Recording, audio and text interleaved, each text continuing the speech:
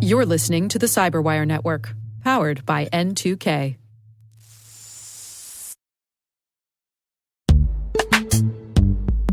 Struggling to secure on-prem apps with modern identity? Don't worry, you're not alone. Join industry leaders from Fortune 500 organizations to secure your apps on any cloud with any IDP, regardless of your environment's complexity. Meet Strata's identity orchestration platform, Mavericks. Say goodbye to the headaches of app refactoring and legacy tech debt. With identity orchestration, you can modernize legacy apps to use MFA or passwordless authentication in a few weeks, migrate from one IDP to another, and so much more without changing the app. No matter your IAM use case, Strata extends the value of your current identity investments. And the best part? You can try it for free today.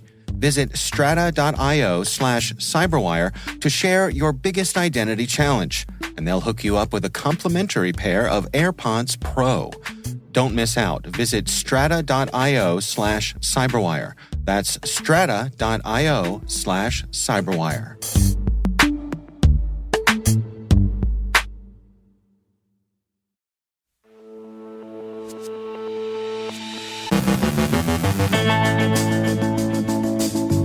Legal action against Star Blizzard's FSB operators. A critical Bluetooth vulnerability has been discovered. How the GRU faked celebrity videos in its Doppelgänger campaign. The persistence of Log4j vulnerabilities. Lack of encryption as a contributor to data loss. Supply chain breaches plague the energy sector. Our guest is Allan Liska, creator of a new comic book featuring the adventures of Johnny Dollar, a hard-nosed cyber insurance investigator. And Russian activists make clever use of QR codes.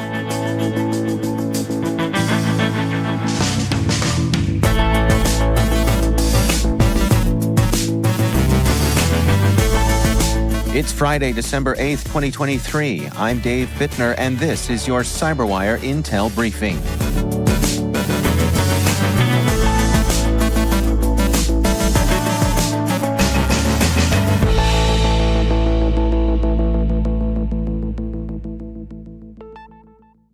The Five Eyes Intelligence Alliance has issued a comprehensive cybersecurity advisory about a sophisticated spear phishing campaign run by a Russian FSB operation named Star Blizzard, known by various aliases like Cyborgium and Callisto Group.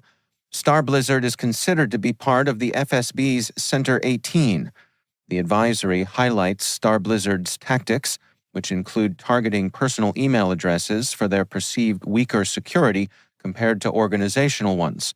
The emails start with innocuous content tailored to the recipient's interests and gradually build trust before directing the target to an FSB-controlled server that mimics a legitimate service, where credentials are harvested.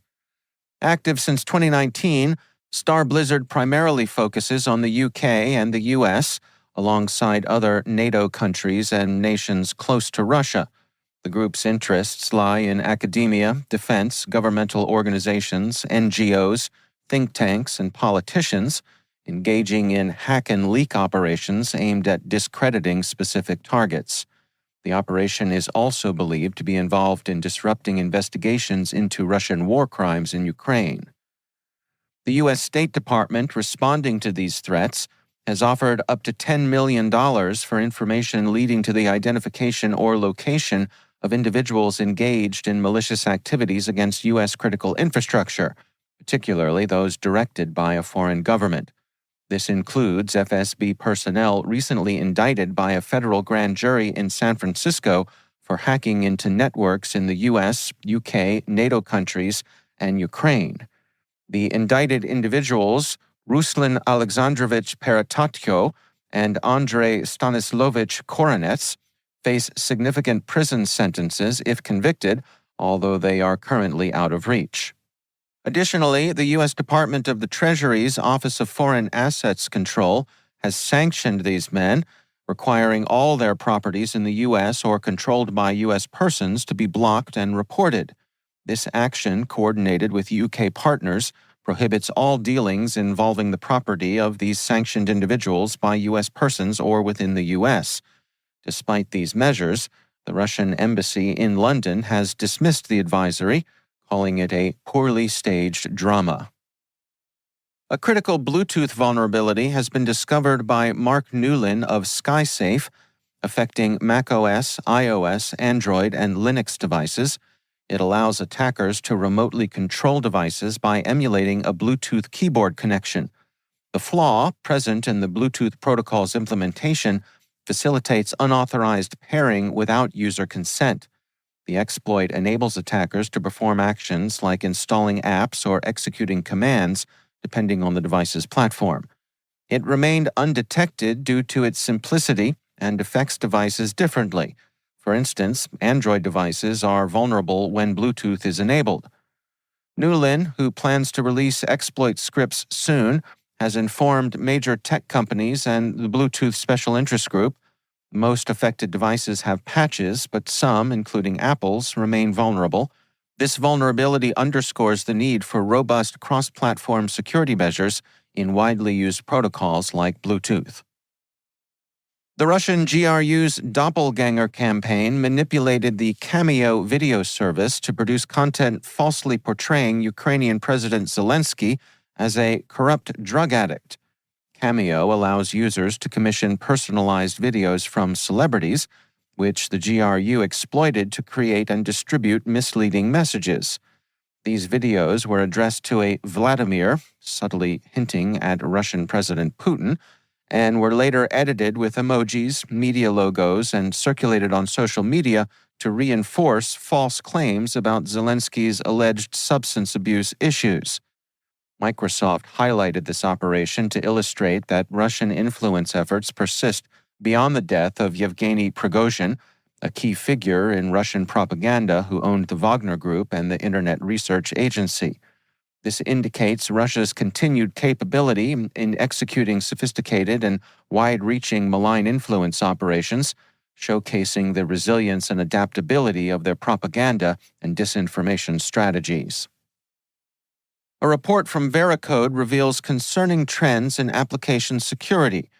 38% of applications are using vulnerable versions of Log4j, with nearly 3% still susceptible to Log4Shell vulnerabilities. Alarmingly, 32% of applications employ Log4j version 1.2, an end-of-life version since 2015, which no longer receives updates or patches.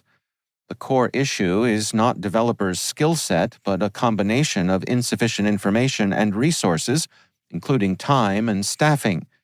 This scarcity significantly delays vulnerability fixes, up to 13.7 times longer to address half of them. Additionally, developers lacking context about how a vulnerable library affects their application can take over 7 months to resolve 50% of their vulnerability backlog. Fortanix has published the results of a study conducted by Enterprise Strategy Group looking at encryption and key management. The primary finding is that the lack of encryption significantly contributes to sensitive data loss, despite high confidence in cryptographic capabilities. Currently, on average, 51% of an organization's sensitive data is stored in the cloud, projected to increase to 68% in 2 years. Notably, 36% of respondents currently store over 60% of their sensitive data on public cloud services, a figure expected to rise to 68% within 24 months. Surprisingly, 4% of organizations store all their sensitive data in the cloud, a number anticipated to more than triple to 13% in the same time frame. A study by Security Scorecard reveals that 90% of the world's 48 largest energy companies experienced a supply chain data breach in the last year. This analysis covered the cybersecurity posture of major coal, oil, natural gas, and electricity companies in the US, UK, France, Germany, Italy, and their suppliers, spanning over 21,000 domains. In the last 90 days, 264 breach incidents were identified linked to third-party compromises. The U.S. fared the worst, with all top 10 energy companies suffering third-party breaches, while UK firms had the highest average security rating. Despite only 4% of over 2,000 third-party vendors experiencing breaches, these incidents significantly impacted their clients. The report also notes the prevalence of fourth-party breaches, with all U.S. and U.K. companies affected in the past year, and 92% of global energy firms exposed to such risks. This growing concern for supplier breaches is emphasized by new SEC breach reporting guidelines, recognizing supplier risk as a material business risk. The report suggests that proactive and systematic risk management strategies are essential to prevent the increasing trend of supply chain attacks.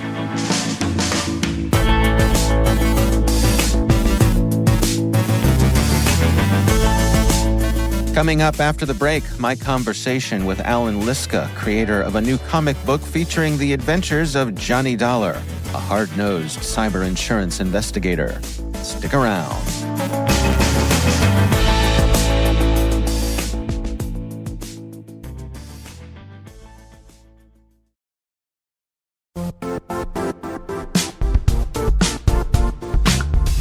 It's that time of year to start thinking about your New Year's resolutions and what you're hoping to achieve next year.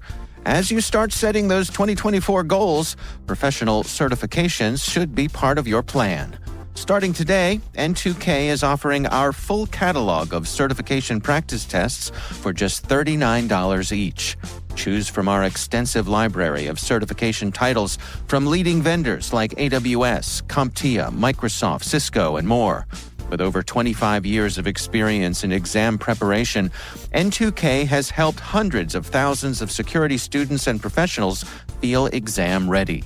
Visit n2k.com/certify to view our practice tests and get started today. That's n2k.com/certify.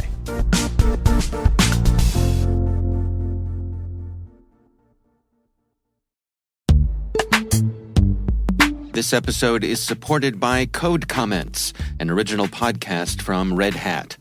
Be honest, do you comment your code? You know, when you're working on a project and you leave behind a small note in the code, a code comment, to help others learn what isn't clear in the code. Sometimes we leave comments for other people. Sometimes we leave comments for ourselves, a type of breadcrumbs. There's a lot of work required to bring a project from purchase to production, and the documentation doesn't always cover changing team dynamics. So the Code Comments podcast, which is hosted by Jamie Parker, he's a Red Hatter and an experienced engineer.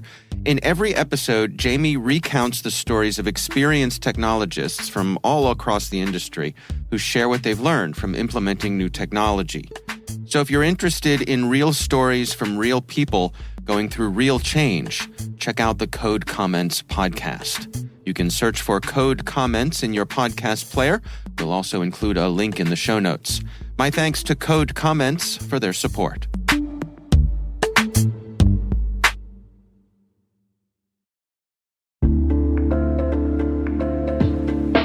And now, a word from our sponsor. The Johns Hopkins University Information Security Institute is currently seeking qualified applicants for its innovative Master of Science in Security Informatics degree program. Study alongside world-class interdisciplinary experts and gain unparalleled educational, research, and professional experience in information security and assurance. Want to see for yourself? Student researchers will be presenting their capstone projects on December 13th and 15th from 10 a.m. to 2 p.m. on JHU's Homewood campus. For more information about their projects and the MSSI program, visit isi.jhu.edu.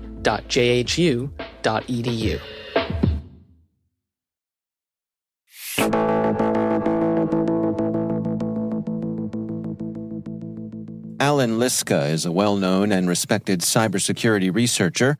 He's also a fan of both comic books and classic radio serials, and combining all of those interests led him to the creation of a new comic book titled Yours Truly, Johnny Dollar. I grew up in the D.C. area, and every Sunday night our local NPR station has a thing that they've had for decades now called the Big Radio Broadcast, where they replay old radio serials. And my Yes. favorite, oh, you're familiar. Okay. Oh, yes. If you hadn't brought that up, I was going to bring it up myself. I too was a regular listener of that show. My favorite of all of the radio serials was yours truly, Johnny Dollar. And for people who don't know, yours truly, Johnny Dollar. Johnny Dollar is a freelance cyber insurance investigator, and his tagline is "the man with the action-packed expense account." Yes. To be fair, the original Johnny Dollar had nothing to do with cyber, because back when the original Johnny Dollar ran, there was no cyber. But I don't know if like you, I was both intrigued, excited, and also a little confused about the notion of an insurance investigator with an action-packed expense account. Right. When I was a teenager, I had no idea what an expense account is. Now I'm painfully familiar with the concept. Right. But, the funny thing is, as I kind of grew and matured in my security career, I met other people who loved Johnny Dollar as well. And the sort of the tagline in particular, the action-packed expense account, became a running joke among a lot of especially incident responders, because you spend your life on the road going from incident to incident, much like Johnny Dollar.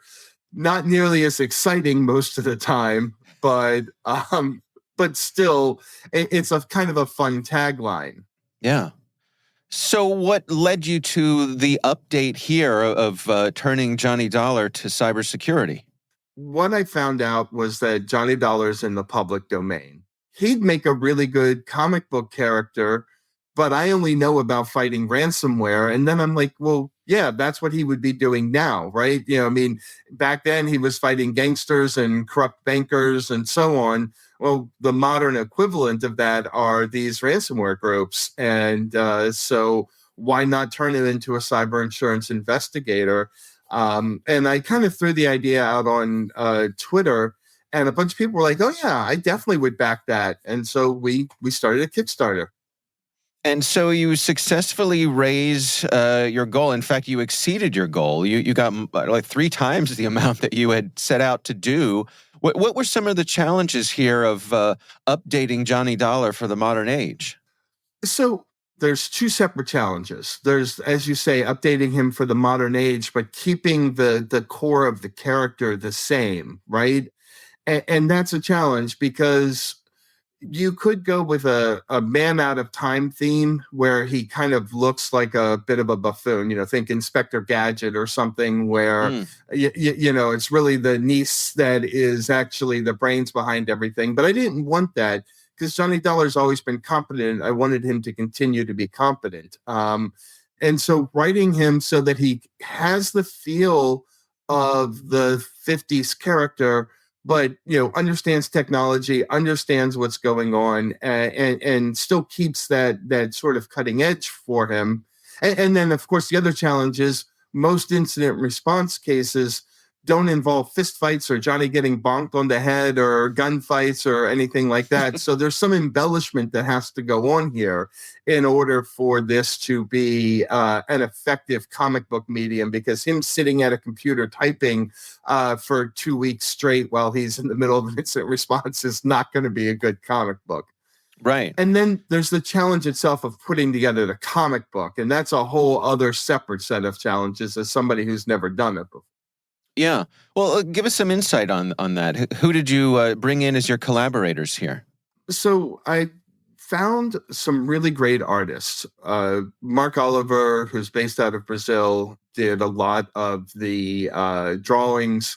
And then I got Sean Decker, who did the cover work for me and really captured the noir feel of Johnny Dollar in the cover. And then we found this amazing letterer, Seda, who has done lettering for Marvel and DC and all of these great comic books that I absolutely love. And I'm like, oh, wow, that's fantastic.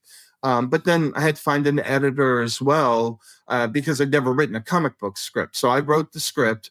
And then I brought in a comic book editor to come in and edit everything to make sure that it actually flowed. And even then, we ran into some problems where I tended to be too wordy, and we had to like narrow it down so it would fit into the panels. And then, understanding the way action has to flow in a comic, the typical new comic book writer mistakes of, thinking of it like a television show where, Johnny does this, this, and this. Well, he can't do all that in the same panel, right? It has to be separate panels, but you don't want 12 panels on a page because then it becomes unreadable. So it's a lot of work, and I really appreciate everybody who collaborated on this project, kind of holding my hand and walking me through and telling me what worked and didn't work, and making and improving a better script and then a better book. Can you give us a little bit of a preview here, tease us of the kinds of things that Johnny Dollar finds himself up against? Yeah, so actually we have a 4-story arc planned. The first story, he goes to Johnstown, Pennsylvania, which is where my parents are from, to deal with a ransomware attack at a steel mill and deal with an insider threat. So the ransomware actor is kind of bribing somebody, and it's more of a whodunit, as he has to figure out who the insider is as part of it. In the meantime, he meets up with some Russian gangsters. And if you're thinking that's weird in the middle of Johnstown, read the book and you'll understand it. And so there's some fighting that goes on and so on. The next issue, the one that we're working on now, in fact, we're almost finished with it. He flies to Milan, Italy, with a ransomware attack against a water plant there. And now Johnny's really angered the ransomware actors, and so they actually hire a hitman to come after him. And so Johnny has to fight with a hitman as well as stop the ransomware actors from poisoning the water supply in Milan. So that's much more adventure-packed than the first issue. And I fellow Johnny Dollar fan and cybersecurity person, Dr. Anjuli Shear, who I actually met during one of the Share the Mic in Cyber events. She took the lead on writing that issue. Stays true to the character, but you get a very different story, which I really love. And I want to be very clear. Johnny Dollar is not me. It's not based on me, except there's one fight scene where Johnny uses a wine bottle to attack one of the people coming after him. And I'm like, okay, that part could be me, but the rest of it's very much not. It would be a very fine vintage of wine. Or perhaps he would use the cheaper stuff to, because it's more disposable. Right. You always use the cheap bottle to take out the bad guys. There you go. Well, congratulations, Allan. Like I say, this is a real joy here. Who's your target audience? Who do you hope this finds? It's actually really funny because that's a question that people ask new comic book artists, and everybody else apparently says, oh, well, people who love comic books. My target audience is cybersecurity professionals and people who love Johnny Dollar. So 2 very niche markets, but are apparently completely underserved by the comic book community. So I'm hoping that we can make some inroads. And especially for people who really love the original Johnny Dollar, I hope that they see that we really did our best to stay true to the character while updating him for a cybersecurity age. That's Allan Liska, creator of Green Archer Comics, and yours truly, Johnny Dollar.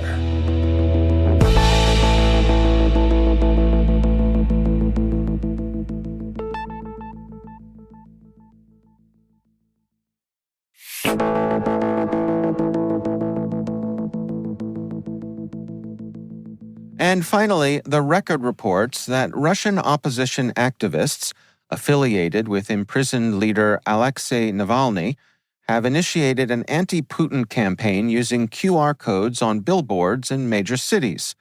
These QR codes, originally linked to a creative competition, were covertly redirected to the Russia Without Putin website.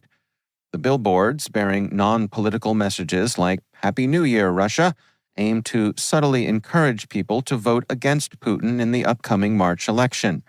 This digital approach, including a Telegram bot disseminating anti-Putin content, is a response to the ban on open anti-regime rallies in Russia.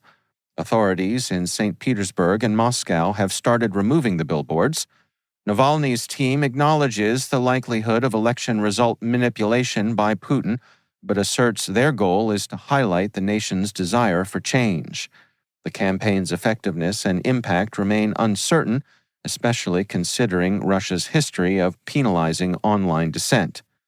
So, in Russia, billboards don't just sell products, they host revolutions, one QR scan at a time.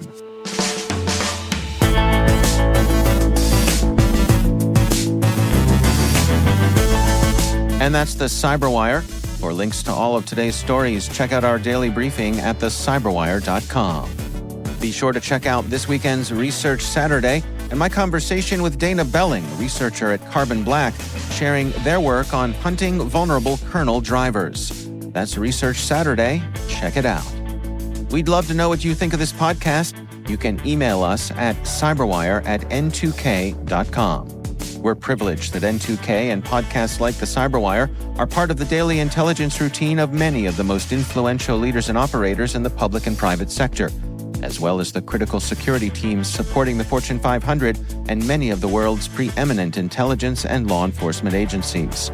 N2K Strategic Workforce Intelligence optimizes the value of your biggest investment, your people.